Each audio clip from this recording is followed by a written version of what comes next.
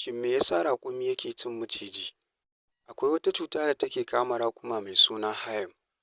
Wannan cuta idan ta kama raƙumi maganinta shi ne wannan raƙumin ya haɗiyi riƙaƙƙen maciji da ransa.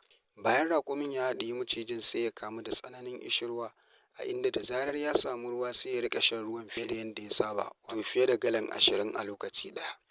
Bayan nan kuma raƙumin zai riƙa hawaye, a inda ake amfani da wannan hawayen wajen maganin dafin maciji da ma sauran magunguna.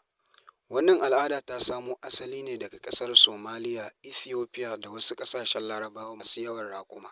Sai dai a yanzu ilimin likitancin dabbobi na zamani wato modern veterinary medicine sun ce ba su yarda da wannan al'ada ba, domin sun ce ba ta da asali a likitanci, inda su kuma ma'abuta raƙuman sun yarda da wannan al'ada tasu. Shin me za ku iya cewa a game da wannan batu? Mu haɗu a comment section.